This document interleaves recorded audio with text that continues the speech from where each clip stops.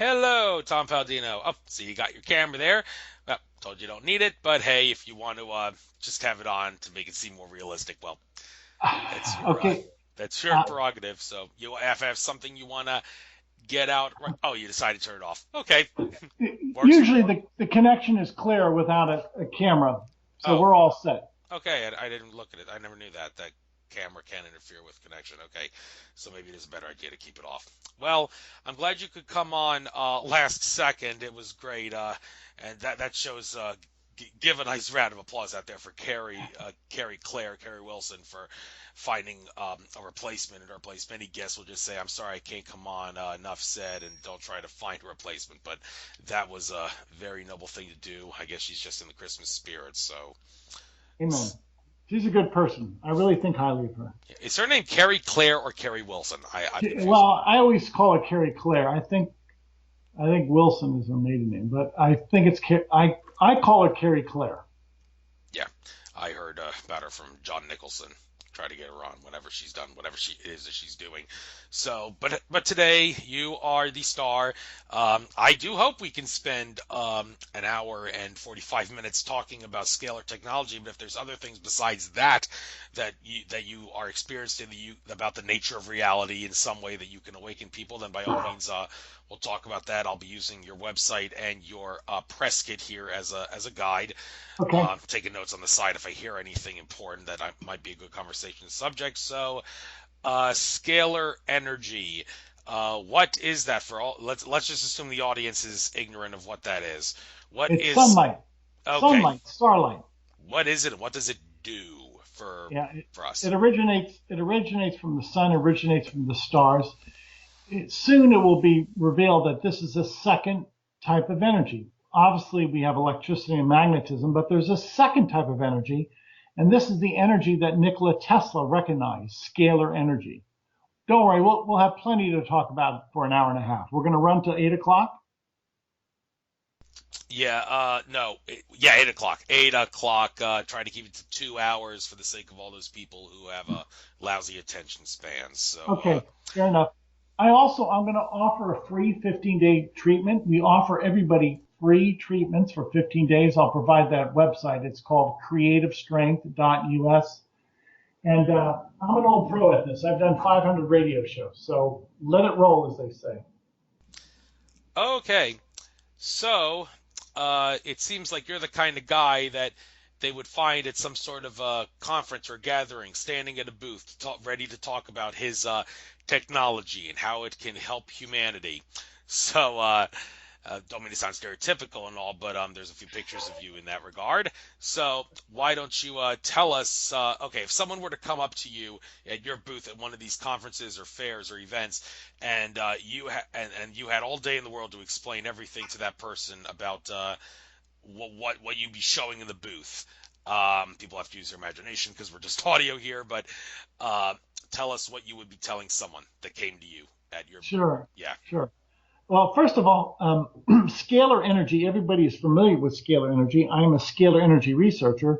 And frankly, whether people realize it or not, everybody is not only familiar with scalar energy, but essentially you're an expert using scalar energy. Why? It's everywhere. It's in every cubic square inch of the universe. Scalar energy pervades the universe. It's the second energy, so to speak. We recognize electricity and magnetism. That's the electromagnetic spectrum. There's another spectrum. There's another dimension. And that other spectrum is scalar energy. And it's my contention that this other energy is far more versatile than that of electricity. And once we start using scalar energy, we will see that scalar energy can far surpass what we can accomplish by way of electricity. So that's really the center point of my career. I want to introduce to the world this other energy, scalar energy. okay, and it says in your bio here that the work of Nikola Tesla has inspired you greatly. I guess you could, if you want to, just to kill for some time, tell us about some of Tesla's technology, specifically the kind that you see as the most beneficial and how it pertains specifically to your work. Sure. Many people have heard of Nikola Tesla. Tesla is considered to be the founding father of AC electricity. That is true, that is accurate. But the latter part of Tesla's life, he devoted almost exclusively to scalar energy. And during the latter part of his life, he was developing scalar energy instruments that to this date have never been replicated. Why? Because nobody really understands how to use scalar energy. Tesla did. Tesla knew how to harness and to use scalar energy. So I look at Tesla really as the forerunner, if you will, the founding father of scalar energy, to the point he was not only a theoretician, but in practice he developed and perfected scalar energy instruments. Okay, and there's no question that his technology was suppressed by forces that didn't want it to come out there. So, your work regarding scalar energy, well, first of all, it's also known as prana, chi, radiant energy, 0-point energy, ki, orgone, and eloptic. Now, the word ki, you spell it QI in the bio here in your press kit, but in Aikido, I'm a brown belt in Aikido.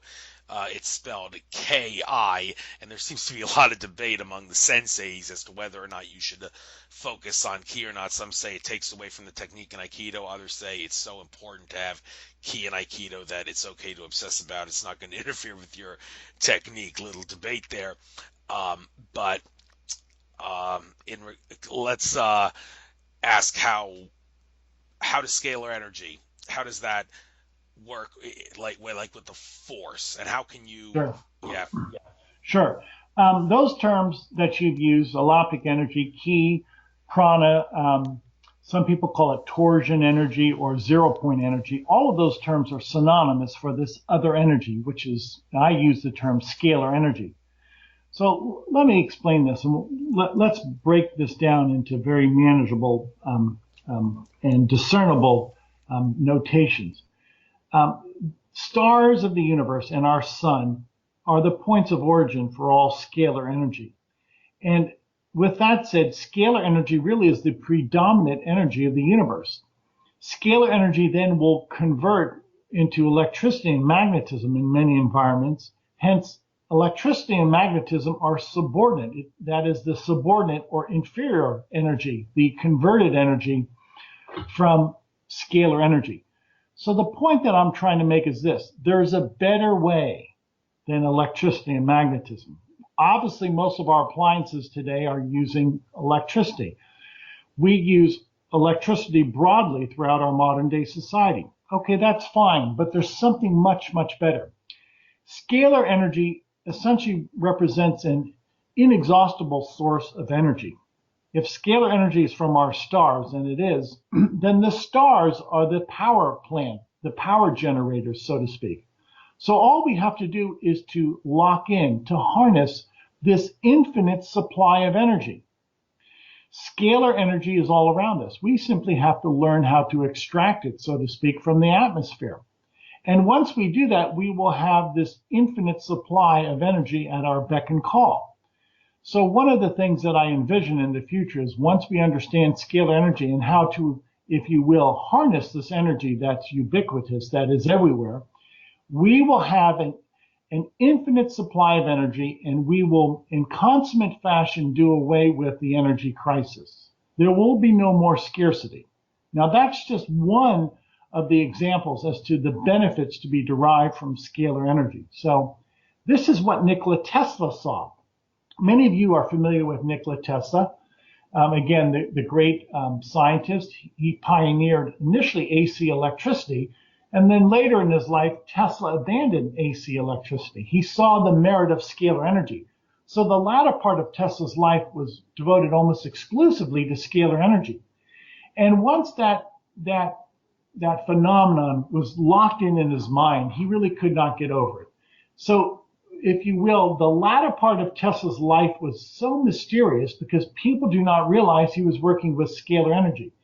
And a testimony to that effect, nobody has been able to duplicate his results. The instruments that he was developing are far, far superior in operation to anything that we've ever developed. Why? Because Tesla was using this other energy, scalar energy. Tesla was no longer using electricity. And with that in mind, what he could achieve, the output, the work function that he could achieve with scalar energy far surpassed that of electricity. So again, to this day, nobody has duplicated Tesla's results. Nobody has ever invented the instruments that Tesla has on account of the fact that nobody has mastered scalar energy as had Tesla in his day. Now, what Tesla was doing was so different and would essentially liberate mankind. Ultimately, this came to the attention of J.P. Morgan, who was sometimes financing Tesla, and the cabal. And ultimately, these men who are really tied to industry and money and power is their pole star, if you will. These men were threatened because, again, Tesla was about to introduce to the world an abundant supply of energy, scalar energy. And with his inventions, he would have obviated the need for power plants. He would have changed the current oil monopoly, the current cartel for energy. And the Morgans and the Rothschilds, etc., were quite indeed threatened by Tesla's advances. So many people don't quite make that connection, but it is quite apparent. After J.P. Morgan realized what Tesla was doing with his broadcast tower in Long Island, New York, J.P. Morgan withheld any further funding. And J.P. Morgan was quite intimidated by what Tesla was doing. Tesla was about to introduce a new economic paradigm to mankind. And that economic paradigm would have obviated the need for power plants, for power generation. It would have been essentially this unlimited supply of scalar energy that is very inexpensive to put into application. So the kernel of the truth is this. Tesla did indeed develop and perfect scalar energy instruments. Tesla manifested that he could create energy from this, if you will, inexhaustible supply of scalar energy throughout the universe. And in so doing, he intimidated the robber barons of his day to the point that they withheld funding from him and then went on a course of action to deride Tesla's career and to really, in many ways, try and blemish any effort that Tesla had made to advance mankind. Sadly, upon his death, the United States government seized all of Tesla's inventions and all of his notes. And to this day, we don't know what was seized, and we don't know what inventions that Tesla was working on that have now been under lock and key by the U.S. government, how that could have benefited mankind. Well, we just don't know that. We'll leave that to the next inventor who comes along who can perfect scalar energy. Thank you. And just give some credit to where credit is due. There's some other scientists who inspired you. So, brief history lesson I'd like you to give here on who these scientists were. Hieronymus, Moray, Priore. Yes. I'm reading off your bio here. Who were these guys, and what did they do in regards to science that makes your work significant? Okay, thank you. The men that you just elucidated, those men were all scalar energy theoreticians and scalar energy practitioners. And why is that so important to me? Well, we could theorize all day long, but you eventually have to put your theories into practice and invent something. And those three men did indeed invent scalar energy instruments. For instance, Galen Hieronymus. I never met him, but I met his wife, and in many ways, by way of oral tradition, his wife passed on to me so many of the secrets that Galen Hieronymus took to the grave. Galen Hieronymus was a U.S. inventor. He started his career as an electrical engineer, but he too realized that there was another energy. And the latter part of Hieronymus's career, he spent researching and perfecting scalar energy instruments. Well, Hieronymus perfected an instrument that could easily shatter the molecular bonds of germs. And I simply took his work in many ways and copied his research, copied his work. And with the help of an engineering team that I'm working with now, we have duplicated his results, and we can easily, likewise, break apart germs with Hieronymus's technology. So that's one of the other benefits to be derived from scalar energy, an easy way to break apart and destroy germs, if you will. Furthermore, Hieronymus was using his instruments to detect people. Hieronymus was able to take a photograph of a person and then locate the actual geographical setting of that person simply by way of their photograph. Now imagine what that portends in the future. You could find somebody who's missing simply by way of their photograph with a scalar energy instrument. So scalar energy can be used to detect either people or objects exclusively by way of their photograph. I call that concept the locator, and I'm trying to perfect a scalar energy instrument that will locate missing people to duplicate Hieronymus's work. It's also been said that Hieronymus developed scalar energy instruments that were so strong and that were using the geometry of the universe so acutely that his instruments started to levitate. Now, what do I mean by that? Well, scalar energy is the cause of gravity. The Newtonian concept of gravity is wrong. It's false. And we've been kept, so to speak, in the dark ages with that false equation. Don't believe it. The sole cause of gravity is scalar energy. And Hieronymus, again, did develop some type of anti-gravity instrument that could indeed hover. Now, what really intrigued Hieronymus is that when this scalar energy instrument started to levitate, it started to open up a time warp. And that is true to form because scalar energy is also the cause of time. Scalar energy will allow you to enter into a time warp, so to speak. In principle, if you rotate a scalar wave in one direction, time moves forward. If you rotate a scalar wave in the opposite direction, time moves in reverse, backwards. Well, Hieronymus observed that his instruments were so strong that they started to open up time warps. And he conjectured that he could not experiment with these instruments in the fashion he was doing so because he was at threat. If he would have been assumed into one of those time warps, well, there's no telling if he could have come back from that time warp into the present moment. So these are some of the wonderments of scalar energy. Scalar energy is the cause of gravity. Scalar energy can be used to control time. Scalar energy is essentially the fundament of time. Time it flows like a river, as the expression goes, and indeed that flow, if you will, is all governed by scalar energy. So mark my word, the day is coming that we will use scalar energy and we will be able to enter into a different time dimension. Quite fascinating. I mentioned other people in my press kit, if you will, a man by the name of Antoine Priore. Priore was working with scalar energy back in the 1960s. He developed a very strong plasma tube that essentially produced a local scalar energy environment.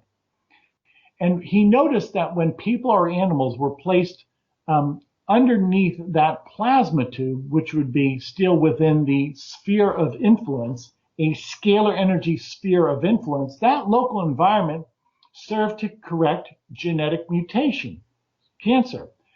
And Priore was having wonderful results curing people, both people and animals, of cancer, simply by allowing people or animals to be influenced by scalar energy. Any strong local scalar energy environment will serve to correct a mutation. And in so doing, once we can correct those mutated base pairs, we have found the cure for cancer. Well, in my estimation, this is what Priore was doing.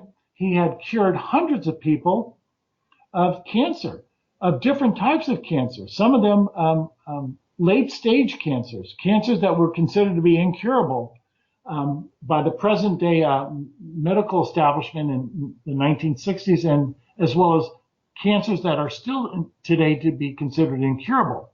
Now, how did he do that? Well, he did it with an information system. And the information system that he afforded himself was that of a scalar energy instrument. Once again, scalar energy is an intelligence. And with this intelligence, we can correct cellular mutation. We can correct cancer. And again, it was so fantastic, the results that Priore was having, that ultimately the French government started to subsidize him. Well, the word got out that Priore was about to change the cancer industry. And I'm sure that the powers that be, whoever they were at that time, started a campaign against him, to the point that they likewise besmirched his reputation. All funding for Priore dried up. The French government no longer subsidized him. There was really no longer any type of involvement by the scientific community, except a few brave and intrepid scientists. And for the most part, Priore went to the grave with the cure for cancer. His plasma tube has never been recreated. His plasma tube has never been once again put in operation. The current plasma tube that he had broke down, and he simply did not have the funding to create another one. So, to the detriment of mankind, I believe firmly that Priore had the cure for cancer. And it was indeed a scalar energy instrument that, under the influence of this high-powered scalar energy force field, could download information into our cellular structure and create a corrective environment, to the point that a base pair, had a base pair been deleted, added to, or substituted, that those three scenarios would indeed have been corrected. That is, the correction of a base pair that had been deleted, added to, or substituted.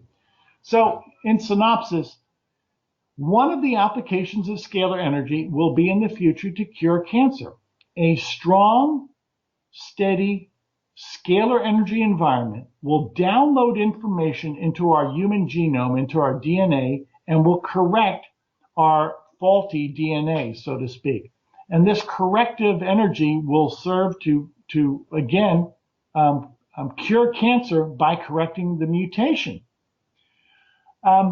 And the other man that I mentioned, I speak so favorably of, is a man by the name of Thomas Moray from Salt Lake City, another great scalar energy researcher, not only a theoretician, but an inventor.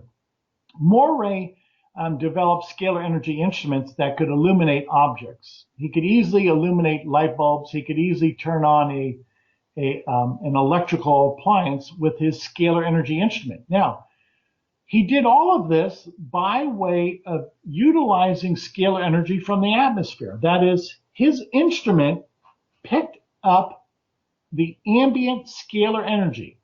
And instead of using a power source, Moray used the abundant supply of scalar energy that's everywhere in order to power these appliances, to power light.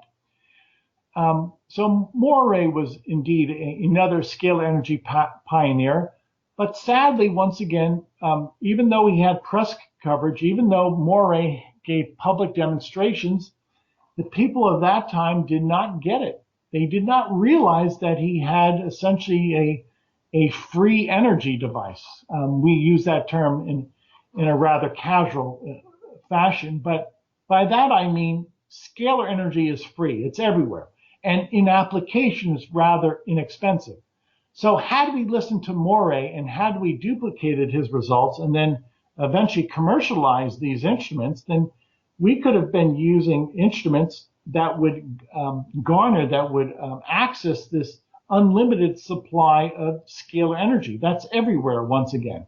Hence, Moray likewise had the solution for the energy crisis. Well, it's rather obvious that the powers that be do not want this.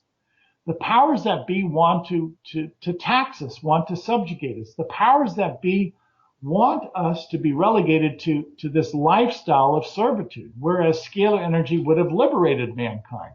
Well, all of those men, Tesla, Hieronymus, Priore, Moray, all of these men had scalar energy instruments. But sadly, society did not recognize the gift. And for that reason, we're still laboring under a paradigm that is quite taxing, a paradigm that is not serving to liberate us, a paradigm, whether it's the economic paradigm that we observe, whether it's the political paradigm that we observe today, it really is subjugating us. It's not liberating us. So if I had my druthers, I would want the world to embrace scalar energy. And in so doing, we can change the world. That's the point of my research. The end game is quite obvious. It's to help mankind. There's no preference here. I don't abide by the policy of the elite.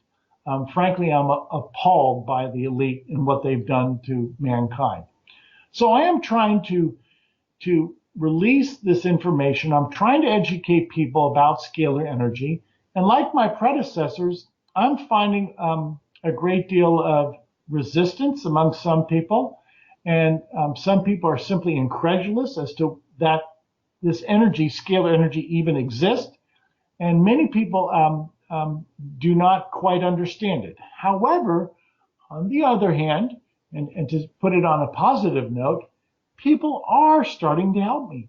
And people are starting to get it. They're starting to realize that there is another type of energy.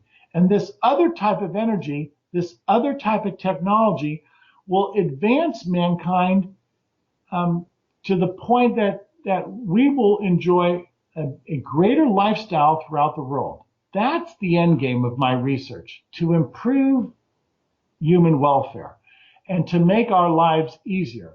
And I don't know of many other techniques or many other advances or many other technologies that can compare to scalar energy and the ability of scalar energy to improve the lifestyle of people around the world. So to put a final note on that, it is scalar energy that will serve to liberate mankind. It is free energy. Mankind will no longer be shackled by the monopolies. Mankind with scalar energy will see a new way, a rebirth, if you will, of mankind, to the point that it will indeed not only liberate the world, but it will bring to an end, it will essentially collapse the existing political and economic structure that is so unfair and that is so immoral. Well, the sooner that day comes, the better. And with that being said, there's a few things you brought up that I'd like to ask you about. You talked about how scalar energy is responsible for gravity. Now, the thing about gravity, there seems to be different areas of argument as to what exactly it is. There are those that say gravity is nothing more than a fabric of curves, of the bending and warping of space-time caused by objects with mass. Others have said that gravity is the law of attraction, simple as that. Others have asserted no, gravity is like the law of attraction, but different. There's also the debate as to whether or not gravity has a particle. I mean, they say we haven't found the graviton yet, and I'm thinking, well, what makes you think you're going to find a particle called a graviton that makes up gravity when gravity is just, as they say, a bending of the curvature, a bending of the fabric of space-time. What makes you think there would be a particle associated with that bending? And also, there's Alex Collier, ET contactee Alex Collier said his contact said that gravity has connections with the radiation from a star, which seems to resonate with what you said about how scalar energy is like the energy of the sun. And there was another, one more person I want to point out. Matthias De Stefano said there is a connection between gravity, time, and mass. And you could think of time as why do things age? Why do like people get lose their body mass as they get older, get wrinkled and lose energy and all that? Well, That's what time is doing. Time is causing, is a measure of the decay of our reality, and the fact that that happens is in some regards caused by gravity and mass. Although there seems to be some conflict as to how the science exactly works in that regard, based on what people said. But I'm going to guess that out of all the things I've said, you resonate most with what Alex Collier said about gravity coming from radiation from a star, because you said scalar energy is gravity. Excuse me, is the energy of the sun. So am I right? That's correct, and thank you for that deduction. And I concur with your thinking. Everything starts with light. Whether people realize it or not, light really instructs the proton, the neutron, the electron. So without light, you will not have physical form. So everything starts with light. When God said, "Be light made," that served as the instructions for the universe. And once scalar energy was made, once this creative strength was made, and essentially the sun and the stars are the points of origin of scalar energy. That is the instructions of the universe. And scalar energy instructs everything, including gravity. Now, if you look at the nature of gravity, you'll see that an object in outer space has a different weight, if you will, than it would at sea level. And that furthermore, that if you were to take that object underground into a subterranean depth of maybe half a mile or a mile so, that the weight of that object would increase. So the point is this, that the mass of that object remains the same, but the weight changes. It changes at a higher altitude, it changes at sea level, and then it changes once again under the ground in a subterranean setting. So what's the point here? Why? Because gravity is different whether you're in the stratosphere or at sea level or below sea level. So if you really take that simple fact into consideration, gravity changes. It's not a constant.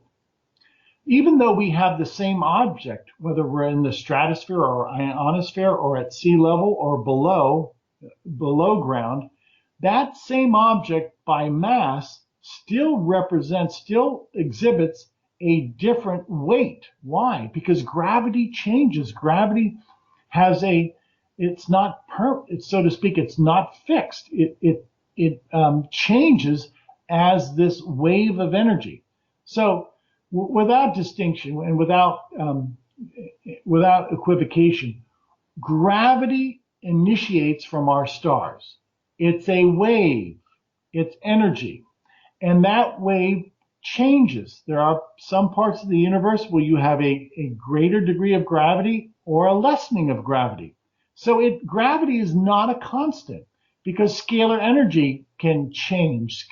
The strength of scalar energy can change. It's been said that at the very center of a star, we have perfect scalar energy. Well, if that's the case, and I believe it's true, then that perfect scalar energy would be quite a different environment than the surface of the Earth. So I concur with you. It is scalar energy that is the cause of gravity. And you could look at the Newtonian concept of gravity, the attraction of two bodies of mass. That's false. That's completely false. The Newtonian equation of gravity is been proven wrong time and time again. That's the old guard, and the old guard will eventually give way to the correct thinking. And the correct thinking is very simple. Scalar energy is the cause of gravity. And gravity is never a constant. Gravity can fluctuate throughout the universe. It's as simple as that. Well, that will rewrite the science textbooks for sure. Don't know how long it's going to take for the words to actually change in those textbooks, but thank you for getting the information out. By the way, I'm not really an expert on the field of cold fusion, but I'm thinking, does scalar energy help make cold fusion possible, or are they completely unrelated? No, I love your thinking. I believe you're correct, and I thank you for making that comparison. There have been many cold fusion experiments. Some of them are repeatable, some of them are not. I would say that by whatever set of circumstances, and I wasn't there, but if cold fusion was experienced, then most likely those scientists, for a brief moment in time, experienced a scalar energy environment, or at least a partial scalar energy environment. And this is the quiddity of the matter. When you have a scalar energy environment, there's no entropy. There's no die-off. There's no degradation. If you will, energy cannot be consumed in a scalar energy force field. So if we have a scalar energy experiment, and call it a cold fusion moment, call it a cold fusion experiment, if there is a moment in time in which we have a scalar energy environment, energy is not being consumed because it's scalar energy. And scalar energy will never be consumed. It's always conserved. It never dies off. There is no entropy. There is no dying off of scalar energy. So many scientists who have, if you will, accidentally experienced a scalar energy force field, they were no longer working in the electromagnetic paradigm. Whether they realized it or not, they were working in a different paradigm as scalar energy force field. And maybe for a brief moment, maybe only for a few seconds, they experienced scalar energy. And in those few quintessential moments, if you will, those few quintessential seconds, they experience a perfect paradigm in which energy cannot degrade. It's impossible for scalar energy to fall apart, to degrade. Scalar energy never degrades. It never experiences entropy. A scalar energy force field will never weaken. It's perfect perpetual energy. And whether those scientists realize it or not, and if indeed they did produce a scalar energy force field, even for just a brief moment in time, what those scientists had experienced was a scalar energy experiment that was perpetual. It's perpetual energy. Thank you. It did seem to make sense that cold fusion and scalar energy would be related.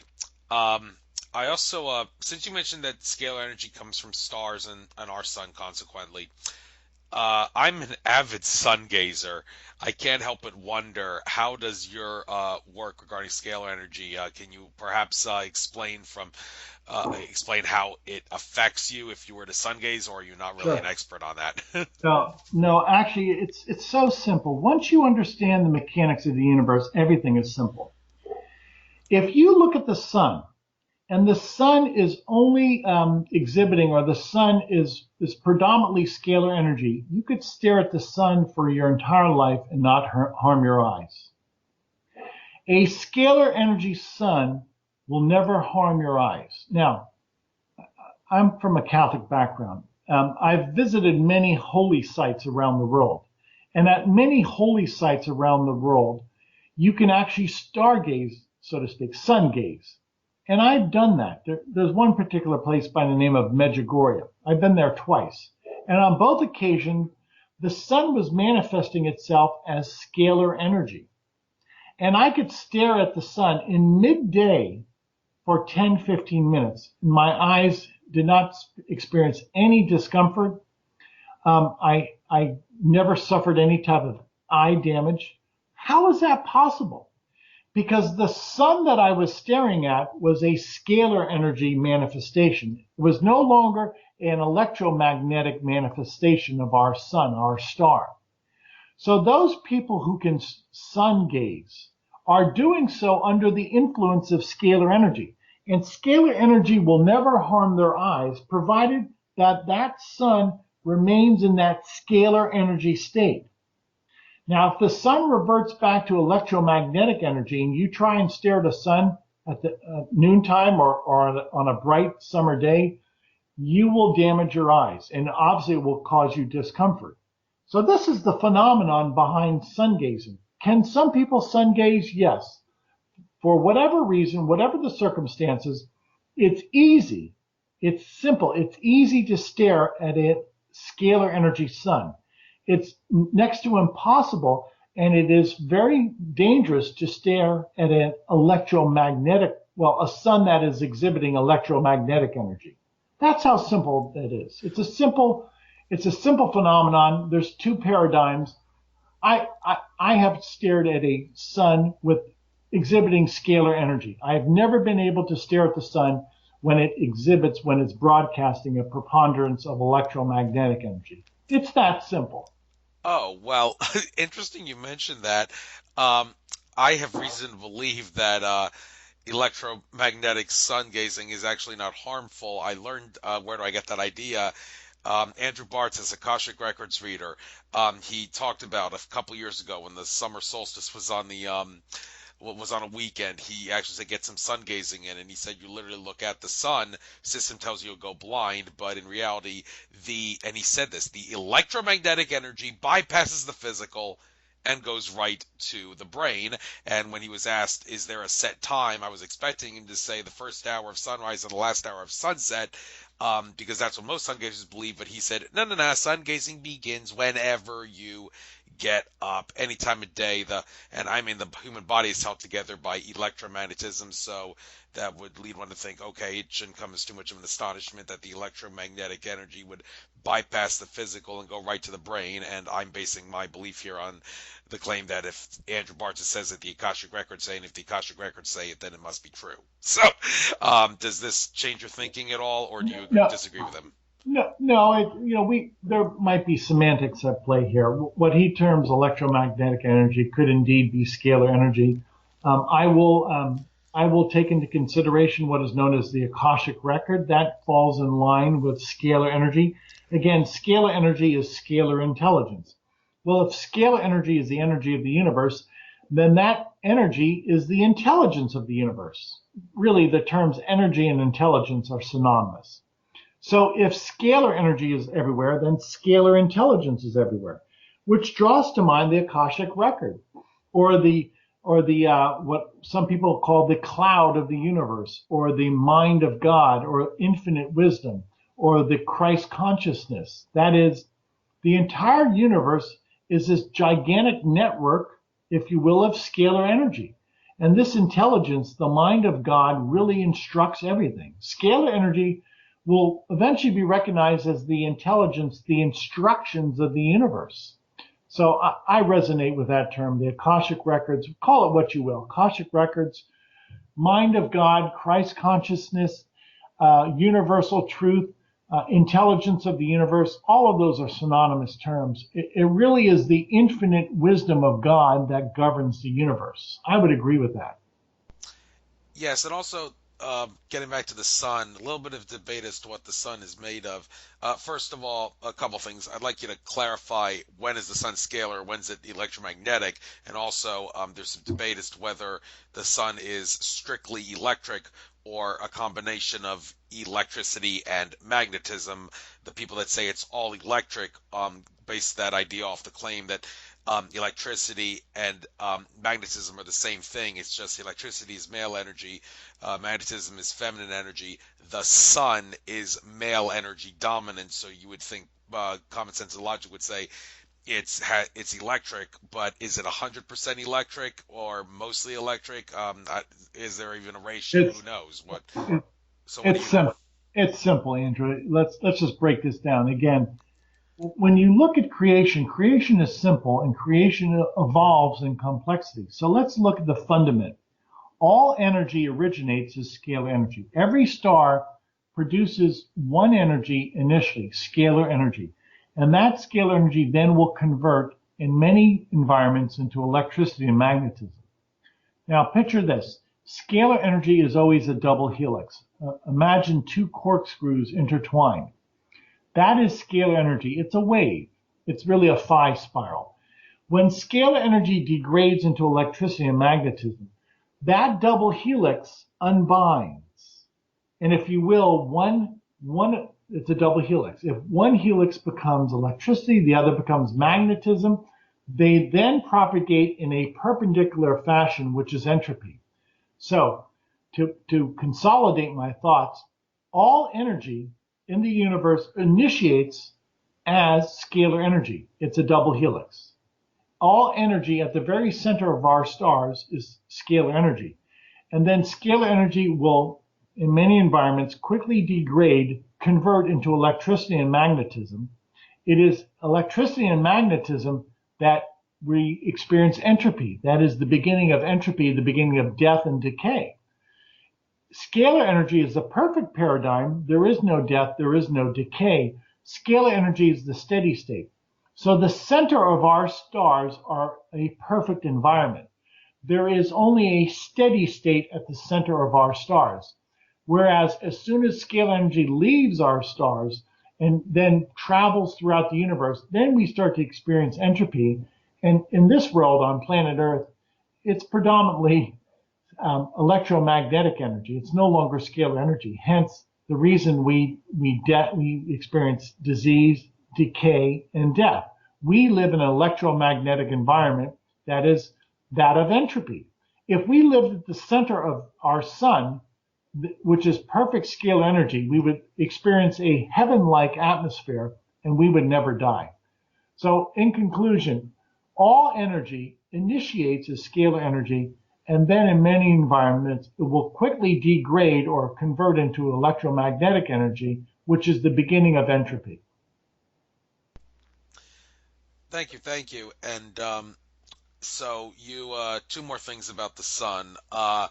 First of all, the corona. As the theory goes, the reason the corona is so much hotter than the surface is because, well, mainstream science has their theories, but in truth, as most people say, the real reason is because stars get their energy from the outside on a universal web of scalar energy that we can't see because it's outside visible light, but it's there, and stars are hotspots on the universal web. Do you agree with that? No, it's so simple. At the very center of our star, it's cool. Any star, it's really practically room temperature. And I mean that. Why? Because it's perfect scalar energy at this very center of our star. There was a Russian astrophysicist, Nikola Tesla, and he developed scalar energy telescopes, and he detected that stellar activity was quite different than what was presumed. That is, at the very center of any star is a perfect scalar energy environment, and it's benign, and it's relatively cool. Now, as scalar energy escapes that perfect environment, scalar energy then will start degrading into electromagnetic energy. And that's where you have the manifestation of fire and heat as you approach the perimeter of the sun, or the corona, or the ionosphere of the sun, or the photosphere of the sun. So, if you will, this finally starts to make sense, because we see so much of a temperature variation in so many scientific models, in which some people say that the center of the sun is very hot, and then it cools for a while as it leaves the sun, but then it reheats as it approaches the outer perimeter of the sun. That's poor logic. The only paradigm that makes sense, the only model that makes sense, is that a sun, our stars, are scalar energy celestial bodies. And at the very center of those celestial bodies is scalar energy, 100% scalar energy. And as we move from the center of our sun, we gradually have a conversion from scalar into electromagnetic energy, and we have a gradual increase in temperature and manifestation of fire and heat, so to speak. That's the only explanation for a star. Everything else really is contradictory. So I stand by that model that our stars are perfect scalar energy instruments at the very core, and we only experience fire and heat when scalar energy starts to degrade and, so to speak, convert into electromagnetic energy as you move away from the center of the star. Okay. I'd love to have Paul Laviolette have a debate with you, because he had him on my show a couple weeks ago. He disagrees with what mainstream science says about stars being powered by nuclear fusion, but he does seem to think that there is still some small amount of nuclear fusion going on in stars. Is there or is there not nuclear fusion? I agree with him in part. At the very center of our sun or any star, there's pure scalar energy. Remember, a pure scalar energy force field is perfection. It's the steady state. You have all the energy that you need. And I would agree with him to this extent. At the very center of our star, there is no nuclear fusion or fission. some people say it's like atomic bombs exploding. That's nonsense. That's such poor logic. There are no nuclear bombs exploding at the center of our sun or any star. At the center of our sun is a pure, benign, peaceful environment. It's perfect scalar energy. It's a perfect force field. It's an unlimited supply of energy. The entire universe could be energized by one star, so to speak. There's enough scalar energy from one star to power the entire universe. However, what we observe, once we really understand scalar energy, is this perfect scalar energy environment at the very center of our star quickly converts into electromagnetic energy as you move away from the center of our sun. And then and only then do you experience, again, this conversion into electromagnetic energy, in which there is indeed a tremendous release of heat. If you want to call that explosions, well, then I presume you could do so, because at that point in time, it's no longer implosive, which is scalar energy. It really could be considered to be an electromagnetic energy, which indeed you would experience some type of explosion and a great deal of fire and heat and a release of energy. I would concur with that. So I agree with the gentleman. There are no bombs, there are no atomic bombs going off at the center of our sun. If that was the case, all the stars would have burned out by now. Why is it that stars are throughout our universe, why is it that we see our stars not being consumed? Because our stars cannot be consumed. Why is it that entropy does not eventually degrade every star into a dwarf or into a black hole, so to speak? Why is it that stars don't burn out? Because stars can't burn out. You cannot burn out scalar energy. That's what keeps our stars as they are in a steady state. You look at the billions upon trillions of stars in the universe, you would say, well, eventually, according to the law of entropy, those stars would have to burn out. They don't. Why? It's scalar energy. Scalar energy does not burn out. There is no decay. There is no entropy in a scalar energy star. That's why the stars are eternal. They always will be. Okay, but that does raise some questions. It would suggest that mainstream science is mistaken in their explanation of like the deaths of stars, be it supernova, black hole, or just waste away or implode or whatever the death of the star may entail. So all the different deaths of stars that I've mentioned or you can think of, how do you explain all of them? And by the way, after this, we're going to try to get into how scalar energy can help humanity. So this is the science part of the show. The second hour will be help humanity. So how do stars really die? Sure. We've observed supernovas.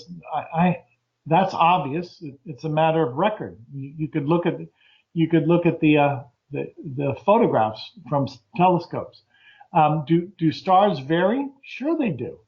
Sure they do. Do I believe that a perfect scalar energy environment can degrade into an electromagnetic environment? No, not as long as it's being self-sustained. So we've never really observed the full life cycle of a star, so to speak. I believe in quasars. I've seen the photographs of quasars. Are there variations in stars? Yes. My point is this, and I'll keep it very simple because we're looking at semantics here and how we define stars or stellar activity. Every star at its center is perfect scalar energy. That center of that star is perpetual and will never die. There might be variations, there might be explosions of electromagnetic energy. Of course, quasars exist. Of course, there are supernovas. But mark my word, at the very core, at the very center of every star is a perfect scalar energy environment. And that scalar energy environment is eternal. It will never cease to be a scalar star. Whatever manifestation around that star may occur, I don't dispute that. And there are life cycles of stars, but mark my word, at the very core, at the very center of a star, is a perfect dimension, and that star will never burn out because it's a perfect scalar energy environment. Now, we cannot penetrate that. Many of our telescopes cannot penetrate the center of a star. If we could, we'd have a much keener understanding of the universe. We only see the periphery of a star. Okay, I understand. We don't have a telescope that will find its way into the very heart of a star. Mark my word, every star is perpetual. It's perfect scalar energy, regardless of its outward display. Okay, listeners make that whatever you will. Now we'd like to get more down to earth and talk about how scalar energy can help humanity, not from astronomical perspective, but from down to earth planet perspective, healing and all of things. A lot of pictures on like your website and all, not so pleasant pictures to look at, showing some unpleasant conditions that people have, and like before and after, and how they healed using this kind of energy. So all the different types of diseases and such that scalar energy could heal, and getting into the science behind how it specifically heals those specific diseases, illnesses, and ailments. You got the floor. Talk about this. Sure. Okay. One of the applications that I've discovered with scalar energy is this intelligence, scalar energy, scalar intelligence, is responsible for molecular bonds. Whether it's an intramolecular bond or intermolecular bond, scalar energy holds together matter. And what I've been able to do is calibrate one of my instruments to the point that I can release the molecular bonds of germs. If I can break down, release the molecular bonds of germs, that germ, that pathogen falls apart. I've been very successful with this. I've perfected my technique. I'm able to disassemble, I'm able to negate over 400,000 species of germs, pathogens, with my scalar energy instrument. It's a rather straightforward method. And to date, I've advanced to the point, once again, with my scalar energy instrument, I can break down, I can disassemble over 400,000 species of germs, such as the herpes virus. I can easily break down the molecular bonds of the herpes virus. And if I can do that, I can rid the body of herpes. I literally change the molecular state of the herpes virus. Once we change the molecular state of the herpes virus, it's no longer a virus. We've disintegrated, we've fragmented the herpes virus into hundreds or thousands of smaller physical forms. So what I'm saying is, with my scalar energy instrument, I have discovered the cure for herpes. I've been treating people for HIV infection. I'm able to take my scalar energy instrument and release the molecular bonds of the HIV virus. And in so doing, the HIV virus falls apart. It fragments into hundreds, thousands of pieces. And once that happens, we no longer have a viable living virus. With my instruments, I've been able to cure people of HIV infection. So one of the applications of scalar energy is, again, we can control the molecular state of matter. Now, in practice, I have calibrated my instrument to specifically break down, to negate the molecular structure of viruses, bacteria, and fungi. So what I'm announcing to the world is this: I have discovered the cure for viral, for bacterial, for fungal disease. If I can break down, if I can disassemble the molecular structure of pathogens, the pathogen ceases to exist. It's no longer a living organism. Well, if indeed that is the case, then I have essentially discovered the cure for pathogenic disease. That's what I'm announcing. That is what I feel that I have achieved through this process. And someday I think people will recognize that indeed I'm having quite great success. I can negate pathogens by negating their molecular bonds. This will eventually be embraced as the cure for pathogenic disease. Well, of course, there are forces out there that don't want this to be out there for people to buy. So, I hate to put you on the spot like this, but what exactly do you think needs to be done in order for people that do work like yours with these great things that would make current mainstream technology and medical things obsolete. And how do you expect to get this out when there are people out there that don't want this stuff out? Any ideas and any idea on a time frame of when you think this stuff can come out, when humanity Yeah. will finally be free to use it? I'm going to answer. I'm going to give you the short answer, then the long answer, and I think you'll appreciate both. Um, First and foremost, you have to look at the welfare of mankind, and a person's reputation is not important as compared to human life and human health. And somebody's pocketbook or somebody's investment in a specific medical company or a pharmaceutical company is not important. What is important is human health and preserving human life. So with that said, I realize what I have discovered will upset the medical apple cart. It will upset the pharmaceutical apple cart. I'm not naive to that. I realize that. This invention that I have discovered will indeed change the medical paradigm significantly. Now, that's the short answer. Um, as far as the long answer, many things will change with scalar energy. Once again, scalar energy is a new paradigm. It's a new way of looking at life. Nikola Tesla was a threat to the power elite back in his day. And eventually, I presume I will be a threat to the power elite of today. Scalar energy serves to liberate mankind, and in so doing, it will be a liberation from the existing power structure. Point blank, it will change our servitude to that of the Illuminati. We will no longer be servants of the Illuminati. That day is coming. You cannot stop this advent of scalar energy. It will indeed be embraced by mankind. I believe next year, 2017, will be really the entree, if you will. The world will start paying attention to scalar energy, and in part because what I'm doing, and I'm so successful with it. Now, why would I make such a declaration? Well, let me explain. In order for me to treat somebody with scalar energy, all I need is their photograph. I treat people remotely all the time by way of their photograph. Now, this is one of the peculiar aspects of scalar energy. We call it non-local energy, or energy in which you do not have to be immediately present in my laboratory to experience the effect of my instrument. That is, your photograph represents your person.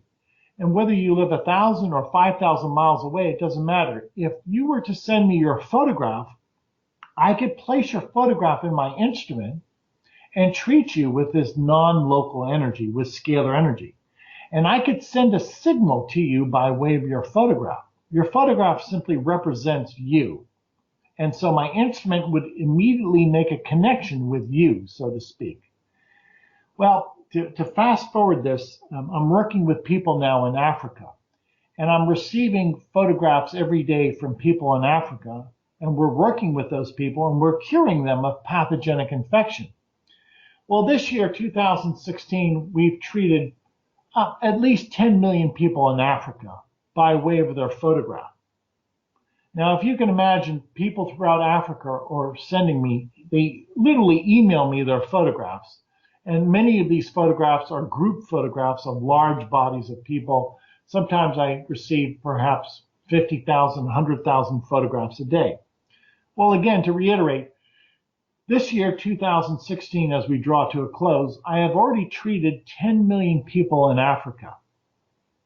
And many of those people are now being cured of tuberculosis and cholera and malaria and different types of pathogenic disease. So we have started this worldwide healing ministry, and whether people realize it or not, it is growing exponentially. I presume next year, 2017, with the volunteer help that I have around the world and this groundswell, this ever increasing groundswell of this grassroots effort, that we should easily treat next year 200 million people, all by way of their photograph. And in so doing, those 200 million people will be cured of hepatitis, herpes, tuberculosis, malaria, cholera, etc.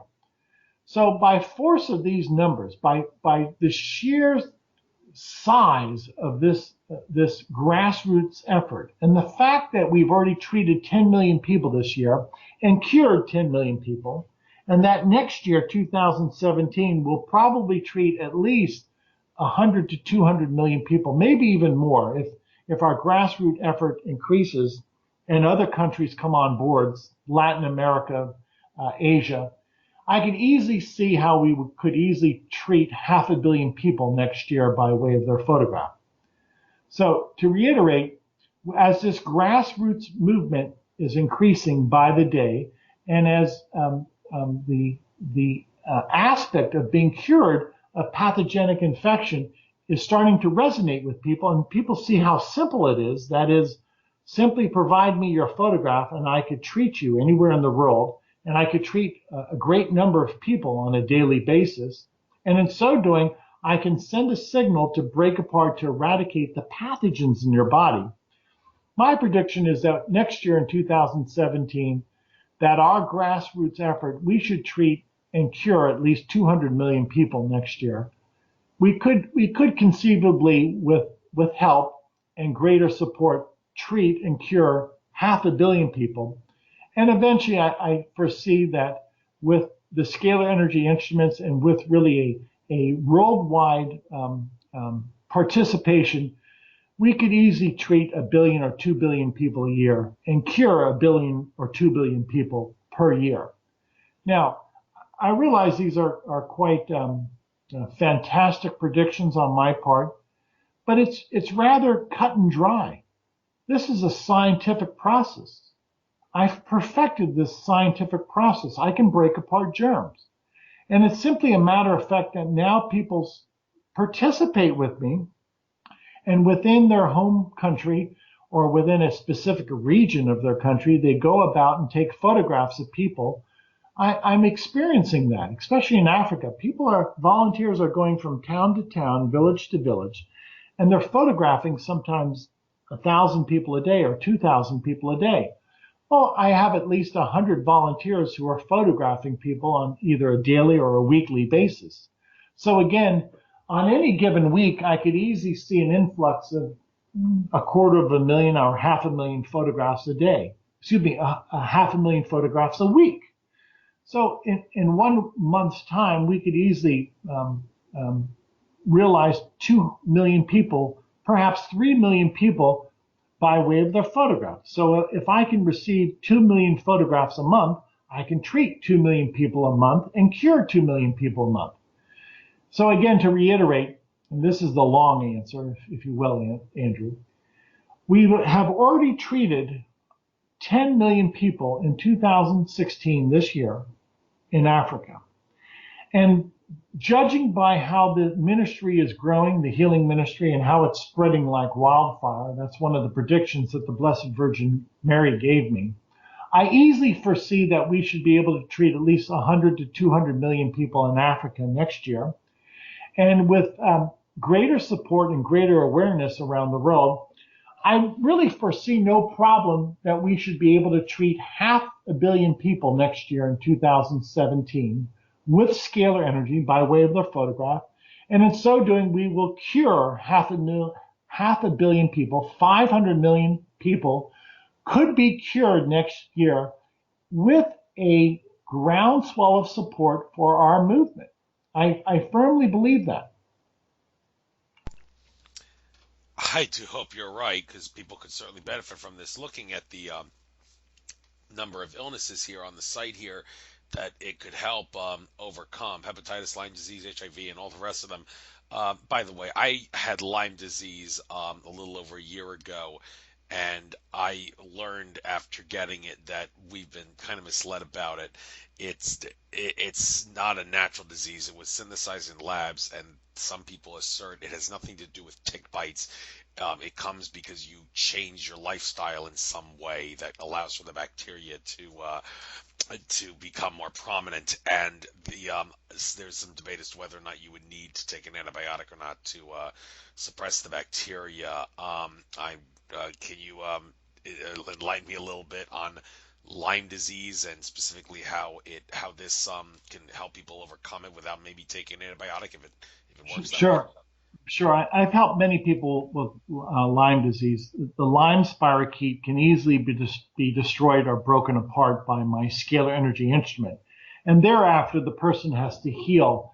As you well know, Lyme really can eat away at our tissue or at our nerves, and in so doing, it can compromise us. Well, many people I've been able to reverse or should be so bold as to say in many cases been able to cure them of Lyme disease. After I treat them and after I disassemble Borrelia burgdorferi as well as the other co-infections of Lyme disease, they feel better. You know, you have to get rid of the cause of disease. And in this case, it's a spirochete. It's a bacterium. Now, what I've noted with scalar energy is regardless of how a germ will mutate, some people call it a pleomorphic form, regardless of its life cycle, regardless of the outward manifestation of any bacterium or virus or whatever type of mutation a specific pathogen might go through its life cycle, I'm still working at the fundamental level, which is the energetic level that holds together the actual molecular composition of a pathogen. And this is why I'm so emboldened by my work. I don't have to worry about a particular bacterium hiding in biofilm. I don't have to worry about a pleomorphic form or some type of change in its life cycle. I don't have to worry about what type of masking a specific pathogen might have incorporated to hide from an antibody response. None of that really serves as any impediment, so to speak. That is, scalar energy is a fundamental force in nature. I tell scalar energy to release the molecular bonds of a germ.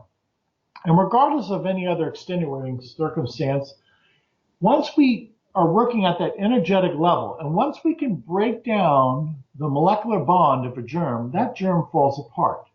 And that germ is no longer present. The germ, the pathogen, ceases to exist. If you break down the molecular structure of a germ and it ceases to exist, you have eradicated from the body the causative agent of disease. You've gotten rid of that pathogen.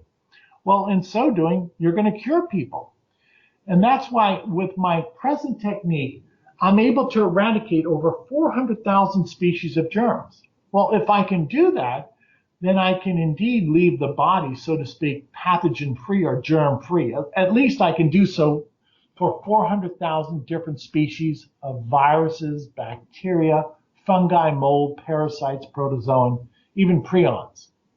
So my approach is a fundamental approach, because I'm working with energy, scalar energy. The fundamental approach is once again to disassemble, to negate the molecular bonds of the pathogen.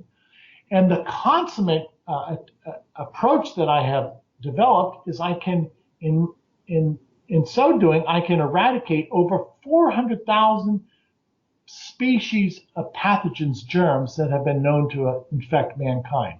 So it's a fundamental approach, and it's also consummate in its breadth, in its depth of treatment. Thank you. And I'm looking at your bio here, and there's a couple of other things that you do. The nutrient therapy, it says, delivers 301 essential nutrients to the cells of humans and animals. Okay, first of all, at 301, that's interesting. I take a multivitamin. My multivitamin of choice is Tangy Tangerine. Had Dr. Joel Wallach on my show. He talks about there being 90 essential nutrients, but you're saying no, there's much more than that. There's 301, and you're talking about how this nutrient therapy that you do can help people with that. So why the large discrepancy in the number of essential nutrients, and how does nutrient therapy work? Sure. I assemble over 300 micronutrients in the body. Now, I wouldn't say that all of them are essential.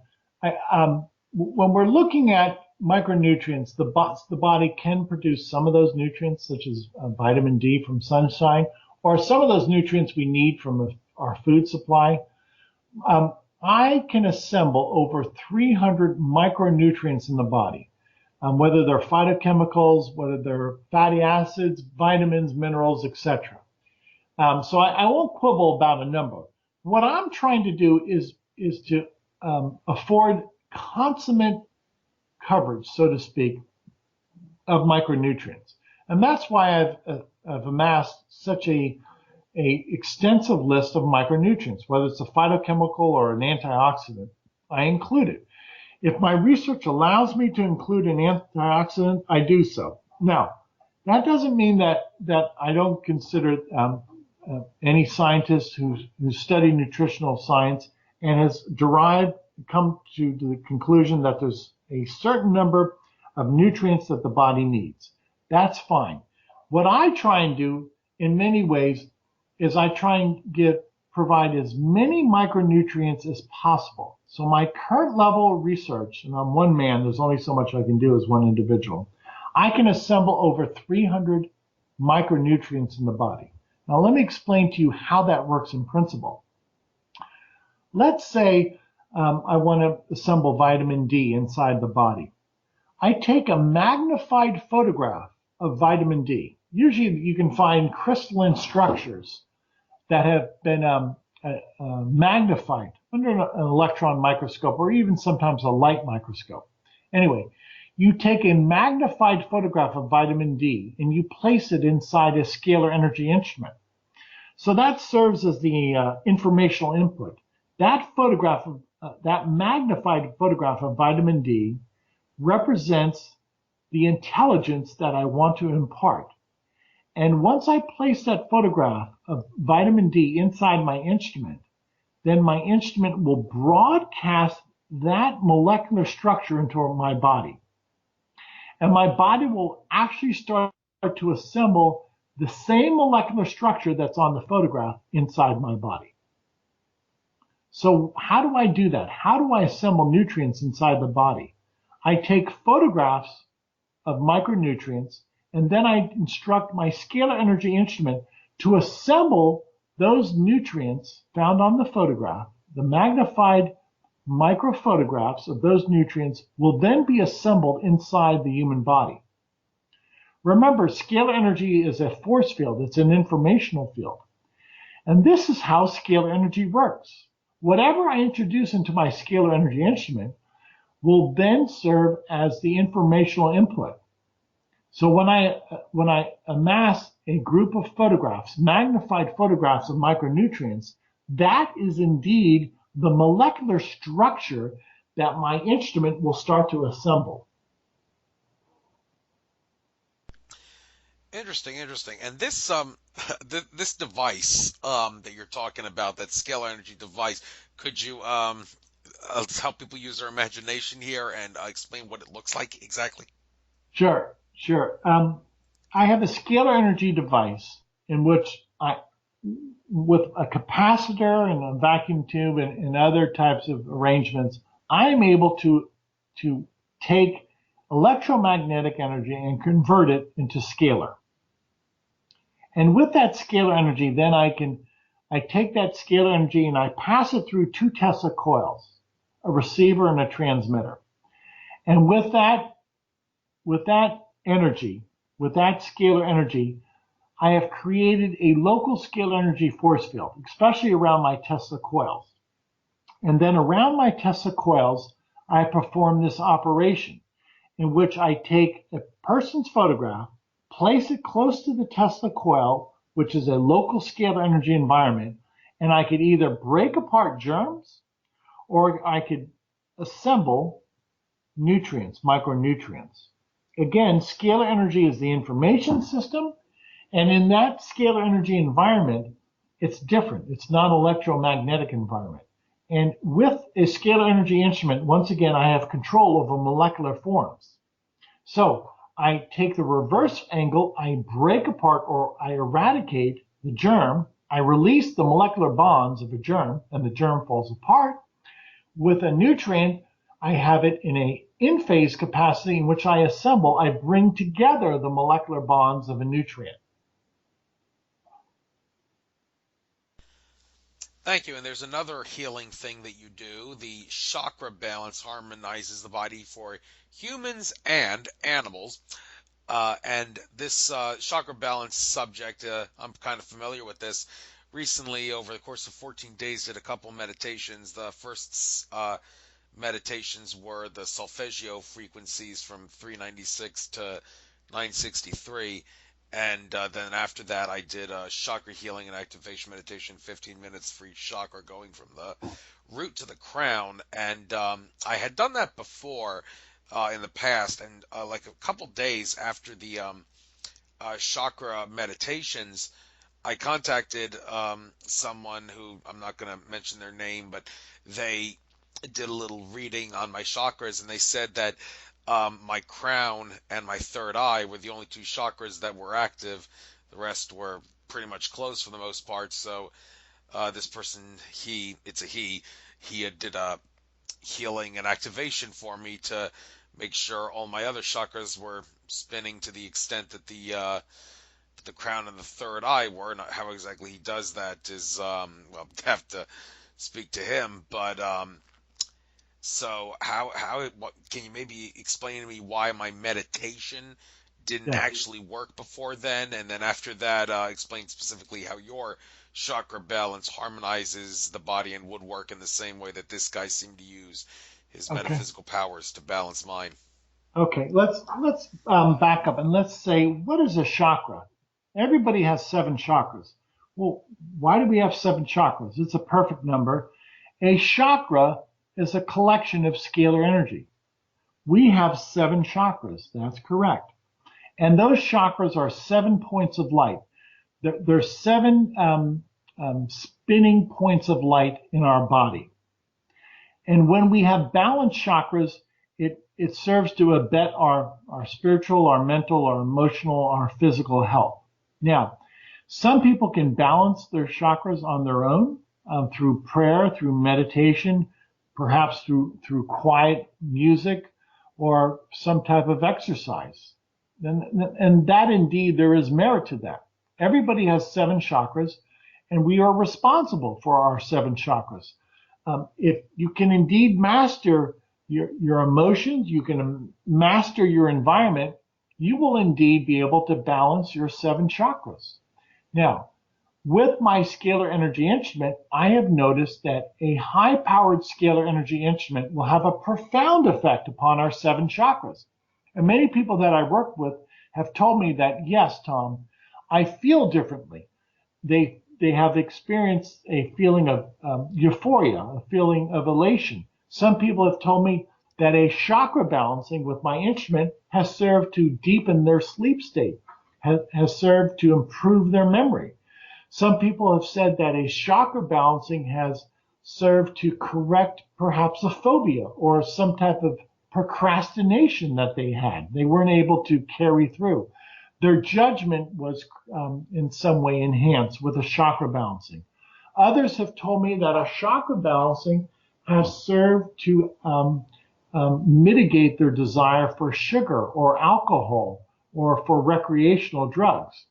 So again, many people can balance their chakras through prayer, through meditation. I think that's wonderful. Some people say that my chakra balancing with my instrument has served to likewise correct their seven chakras. I have observed that myself. Many times when I treat myself with my instrument, I have a very deep sleep. I have a uninterrupted sleep pattern. And I would attribute that to the fact that scalar energy is reprogramming my brain waves, my alpha, my delta, my beta brain waves have been indeed enhanced or in some way put into proper proportion. And in so doing, I have a deeper, more meaningful sleep. Other people have told me that this chakra balancing has served to correct their depression. Well, in some people, we can directly relate their depression to some type of block of their chakra or some type of imbalance that their chakras are experiencing. So if we balance the seven chakras, if we take a scalar energy instrument, and if you will, we reboot or reprogram their seven chakras, we can indeed improve their emotional state of mind. We can indeed perhaps correct or at least assuage some type of psychological condition. I've seen this with so many people. So in order to correct our 7 chakras, we need prayer, which is really a manifestation of scalar energy, or we need a scalar energy instrument in order to work upon our 7 chakras, which are indeed 7 points of scalar energy. The best way to correct our chakras is through prayer and meditation or a scalar energy instrument. An electromagnetic instrument cannot adequately reprogram our 7 chakras.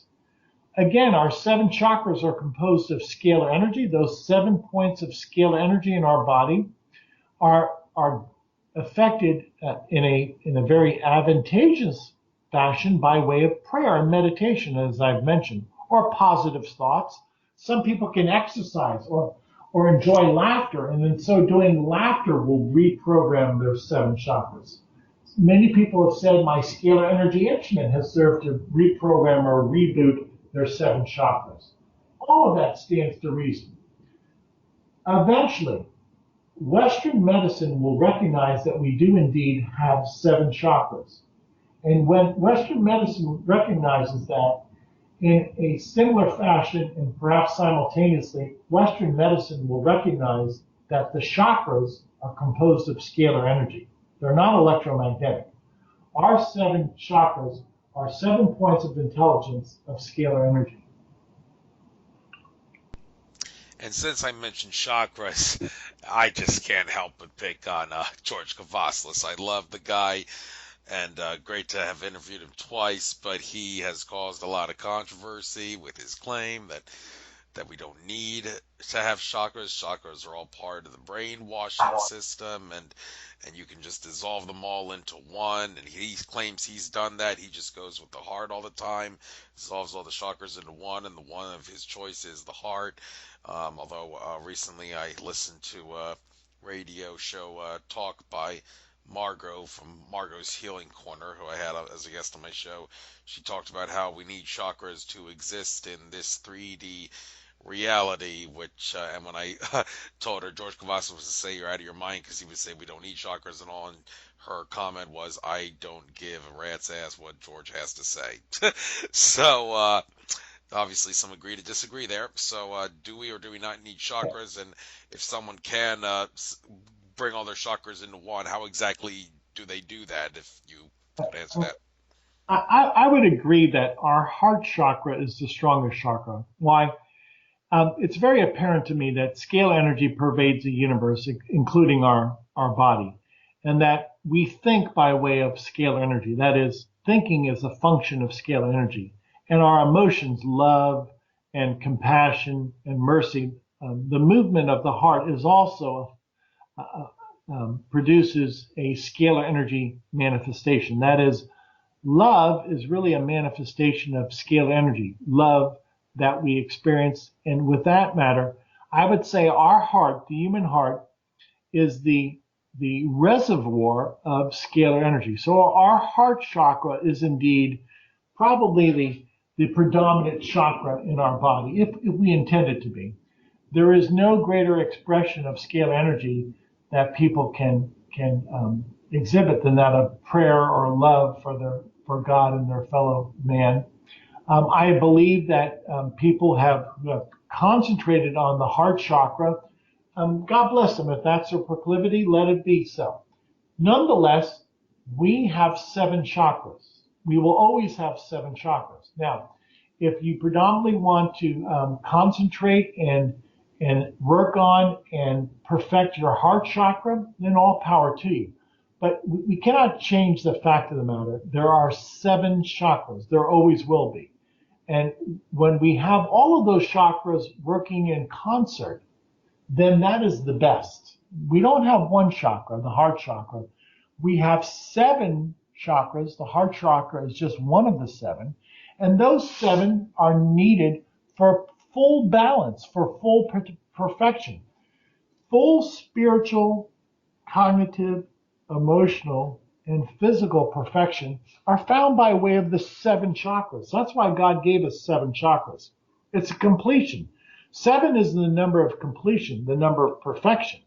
And I don't disagree that the human heart, if you will, is the greatest embodiment of scalar energy manifestation. Every human heart is always exhibiting a constant flow of scalar energy. That is, our very circadian rhythm is controlled by scalar energy. Why is it that we have a heartbeat? Have you ever asked yourself? And how is it that we receive these instructions? Scalar energy provides the instructions for the human heart, for a heartbeat. Our circadian rhythm is the effect of scalar energy. That is, scalar energy is the cause of human heartbeat. Scalar energy is the cause of our circadian rhythm. So if somebody wants to, once again, accentuate the heart chakra, all power to them. But we still have 7 chakras, and you cannot abandon that concept. The 7 chakras must work in harmony. Okay, and this idea that as we rise in consciousness, more chakras around the body will activate. Do you have any comment about those chakras that are like invisible in this 3D reality, but are supposed to become awakened as we ascend? Yes, I would agree with that. If we use the term ascend or perfect our spiritual our awareness and our spiritual life, yes. Will we perfect our 7 chakras? Yes. Do I think that our chakras are invisible? Yes, they are, because again, they're composed of scalar energy. I've never seen a scalar wave with my naked eye, so to speak. Our 7 chakras are composed of scalar energy. The reason why most people in the world don't realize we have 7 chakras because they're invisible. But we understand through the mystics and through philosophers, and now there is a growing body of evidence that indeed there are 7 chakras, albeit they are invisible. Nonetheless, people through specific acts, that is prayer, meditation, kind acts, positive thinking, and even a scalar energy instrument, all of those have a profound impact upon our 7 chakras. And indeed, it's important to balance our 7 chakras. Now, again, you don't necessarily need a scalar energy instrument to do so. Everybody has the ability through prayer and meditation and connecting themselves and becoming one with God to balance and harmonize our 7 chakras. So, by all means, I would ask everybody to continue on with your walk. Now we see how important it is to think positive thoughts, because positive thoughts really are scalar energy manifestations. When we hear in the Bible when Jesus says pray unceasingly, that really means pray, and by so doing you will be broadcasting scalar energy, this scalar love, unceasingly. When we hear a life coach say have positive uplifting thoughts and meditate every day, well, I agree with that life coach, because when you're doing that, you're broadcasting scalar energy, which is the life force energy. So to have positive thoughts, to pray unceasingly, to meditate, and to always have a goal, perhaps a goal-centered life, or at least have a life in which you avoid conflict and always look to the betterment of mankind, never trying to criticize unduly, but always trying to help and instruct. All of that is life begetting. All of that is life enhancing. I agree with that firmly. And mark my word, every prayer, thought, emotion, or physical action is governed by scalar energy. Okay, just a quick question here in the chat room. This person asked this a while ago. Sorry I waited so long to ask, but anyway. Are you, Tom, familiar with Dan Winter and his work on the therapy plasma rejuvenation project?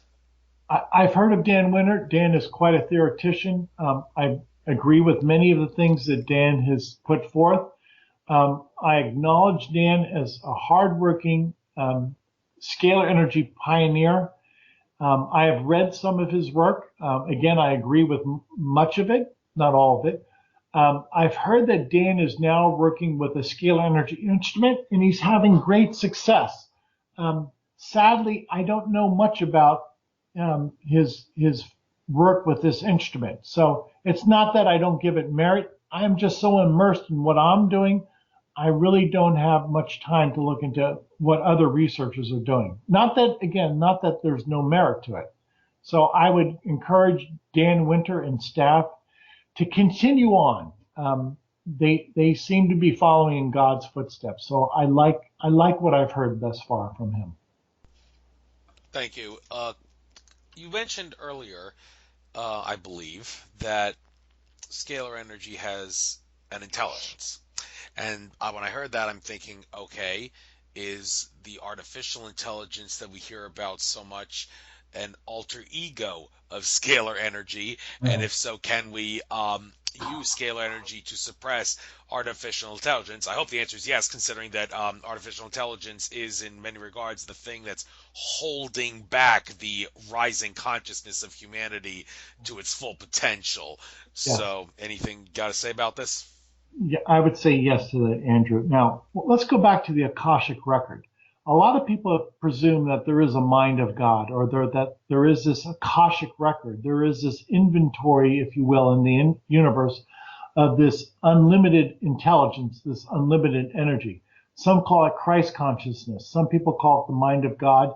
Some people call it, again, the wisdom of God. All of that speaks to scalar energy. And scalar energy, scalar intelligence is far, far superior to that of artificial intelligence. Frankly, any type of human invention depends upon scalar energy from the get-go, so to speak. Why? Because again, scalar energy is that fundament. It's that primal force in our universe that creates everything, including our the very molecular composition that our computers are composed of. Scalar energy is the carrier wave of information. Well, whether it's human thought or whether it's some type of thought that is stored in a computer cloud. All of this is dependent upon scalar energy. Mark my words, scalar energy is king of the universe, and everything is subordinate to scalar energy. I'll repeat that. Scalar energy is the predominant energy of the universe. It is the predominant intelligence of the universe, and other forms of energy and information are inferior and subordinate to scalar energy. So with that in mind, the perfect intelligence system is scalar energy. And I realize we're creating an artificial intelligence. Yes, computers can perform incredible calculations. I get it, but that will not compare in any way to the Akashic record or to a scalar energy paradigm. Scalar energy is infinite wisdom. It's infinite communication. It's instantaneous communication throughout the universe. It's an unlimited supply of energy. It's an infinite source of knowledge, wisdom. So our artificial intelligence systems cannot even begin to compare to the Akashic record. Period. Interesting, interesting. And in regards to using scalar energy to help humanity heal and do better and all that, um, there is one little thing that some might assert would stand in the way of that. I call that thing the collective consciousness placebo effect. Now, what is the collective consciousness placebo effect? Well, think of it this way. We mentioned sun gazing earlier. Now, naturally, sun gazing is not supposed to hurt your eyes, according to what that Akashic Records reader said. It begins whenever you get up. It just bypasses the physical, goes right to the brain. However, if you've ever seen the documentary Eat the Sun, there's a couple of things of done that documentary, and one is HRM was caught eating, but that's beside the point. The other thing is that his HRM's pupil was a sun gazer, and he was kind of worried that maybe sun gazing might do some harm, and he may have actually been surrounded by a lot of people that were concerned about him, and a lot of people were thinking that if he looks at the sun, he would definitely cause some damage to his eyes. And we've all been taught, those in the metaphysics field, that beliefs, if you truly believe them and you're passionate about your beliefs and all that, they will manifest. And I do recall at a recent conference a woman saying, I stressed out about my kids getting the flu so much every winter. My kids always got the flu in winter. I thought if I stopped stressing out about it, they wouldn't get the flu anymore, and it worked. So I realized I was playing the role of giving them the flu because my worries were manifesting, and that would suggest that if a lot of people believe that sun gazing is harmful, then it would cause damage to someone's eyes simply because the collective consciousness placebo effect belief caused that to happen. And one might ask, okay, well, how does this factor into using scalar energy? Because there'd be a lot of skeptics about this and a lot of people who don't believe that this works. How do you counter the collective consciousness placebo effect hindering the potential abilities of using scalar energy to heal? Yep, yep. Let's speak about the placebo effect. Let's speak about people who, if they can imagine, if they can will that their health will improve, or they can use their imagination or their will for any task, for any feat, many times people can accomplish what they can comprehend. Okay, so the first step is a movement of the will. Now, whether that's human health or an athletic performance or a career move or a romantic overture, the placebo effect puts into motion what? Scalar energy. We put into motion our thoughts, which are scalar energy. We put into motion our heart, our emotions, which is scalar energy. And with that, call it the placebo effect, call it our imagination or our will. Yes, indeed. Scalar energy sets the pattern. It's the intelligence, and the ultimate result, the effect is the desired effect, the desired result. The conclusion that we want is all in how we think and how we will it. So is the placebo effect valid? Yes, it is. Does that in any way negate any type of medical procedure or what I'm doing with scalar energy? No, it doesn't. So I would highly encourage people to always pray and to always wish that their health improves, that their welfare improves, that they can find their soulmate, that they can find happiness, that they can change their environment. And again, these positive thoughts, these prayerful thoughts, this is all part of the placebo effect. It's many times it's been said, well, what you ask for is what you get. And in many ways, that's true. Because scalar energy carries intelligence. Our prayer carries an intelligence. It carries a wish. And eventually, what we have desired, what we have wished for, starts to manifest itself in the physical realm. So I would always encourage people to think positive, to pray. Yes, in many ways, that's the placebo effect in motion. And the reason I say that is without any equivocation, scalar energy is the carrier wave. Scalar energy carries our prayers. It carries our emotions. Scalar energy is the, if you will, the mechanism, the animating force in the universe. Whether we realize it or not, eventually what we have asked for does indeed become a reality. So many people are doing that, and they're doing it quite successfully. Again, we've heard of life coaches and priests and rabbis and people who are well intentioned and who are praying for us. All of this has a profound effect upon us, and we have to look at this collective consciousness or this collective prayer that all of us are experiencing. And yes, we can have a profound effect upon one another and ourselves. So the placebo effect is not only an inward manifestation, but our placebo effect in the way we portray ourselves and what we project is also having a profound effect upon the people around us. You see that in your workplace every day. You see that on a sports team. You see that at a convention. You see that in the marriage. People are responsible for not only themselves, but for what they project and how they portray themselves and what they're doing to society, whether it's advantageous or disadvantageous. So, bravo to what you're saying, Andrew. The placebo effect is all around us. No question. And collective intentions, as Omar Corona says here in the chat room. Okay, so we've only got 5 minutes left. So in the last 5 minutes, I think I'd like to give you the opportunity here to turn this show into a little bit of a sales pitch. You're more than welcome to talk about how that 30-day program is, what that's all about, and if anybody's willing to buy your technology scalar sessions and all that, how it works, and then after that, tell us how people can reach you, your website, and all that. Oh, okay. I'm going to make this very simple, and I believe in results, and I am willing to prove to people that what I have is of merit. So I am going to offer to everybody free scalar energy treatments, free, no credit card required, no obligation whatsoever. I have a website. Get a pen and a piece of paper.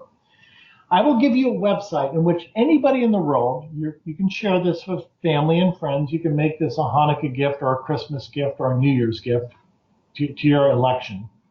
I will treat anybody in the world free of charge. I have a website in which once you visit the website, you simply upload your photograph and provide us with your email address. Now, what does that mean? When you send us your photograph, when you email your photograph to us, we treat you with scalar energy. Once again, you do not have to be physically present. Scalar energy works like a satellite or a cell phone. If a satellite can send a signal 1,000 miles away, then my instrument, my scalar energy instrument, likewise works like a satellite, and I can send a signal likewise 1,000 miles away. So the website is creativestrength.us. Visit that website, upload a photograph. Some part of your skin is necessary. That is, you're going to take a photograph of your face, your hand, your foot, as long as some part of your anatomy, some part of your skin is showing. And I will treat you for free for 15 days. And I'll keep in touch with you, and I'll explain to you the scalar energy process by sending you an email every day. So provide your email address. Again, the website is creativestrength.us. Just as it sounds, creative, CREATIVE, strength, STRENGTH.us, creativestrength.us. Provide your photograph. I'll treat you for free for 15 days. I promise you, I will be treating you every day for chakras. I'll balance your chakras, and I'll also be able to eradicate the viruses, the bacteria, the fungi in your body. Once again, to reiterate, my technique will search and target over 400,000 species of germs, and you will essentially be germ-free with the scalar energy process. creativestrength.us. And one more thing, if you want to call me, I'll leave you a phone number, area code 805-364-3051. You put that out on your website, selfhealgo.com. So no surprise you're willing to give that out on the radio show because it's already out there. I suppose I'd be a fool if I didn't take up the opportunity to do this. I'm sure you'd be willing to do it on me. I'll try to get you a picture of, I think the easiest thing to photograph would just be my hand. Just stick it in front of the camera and do that. So you'll be getting a photograph of my hand soon. I really want to, it's a really good idea for me to do this because it's not only the end of the year, but it's the end in the Chinese calendar of the year of the monkey. I'm a tiger sign, and this was sort of a hellish year in some regards and kind of what was expected because of the people saying that tigers and monkeys don't really mix and they don't get along in terms of the Chinese calendar. So I'd like to end this year of the monkey, which actually ends on January 27th. That's when the Chinese calendar starts, the new moon that day. And end it on a great note, getting some scalar energy healing. It seems like the perfect way to end what has been a rather hectic year for me, and I'm sure a lot of other tiger signs out there. But all right, so did you email me, by the way, after we spoke with Carrie? Yes, I have. I'll email you again. Promise. Okay, I'll send you the picture of my hand before midnight tonight, and thank you so much for that. You're obviously in the Christmas spirit, willing to do that free of charge. So Sure. good for you. Good for you. So It's thank you. our Christmas gift. It's All our right. Christmas gift. All right. What any is there a deadline? No, there's not. Actually, what I've done, Andrew, I've designated a new website, creativestrength.us. I'm going to keep that open all of 2017. I want to treat as many people as possible. I want to prove to the world that this works. I have nothing to fear, nothing to hide. So visit that website now or anytime in the future. I want to be able to treat half a billion people next year. I mean that.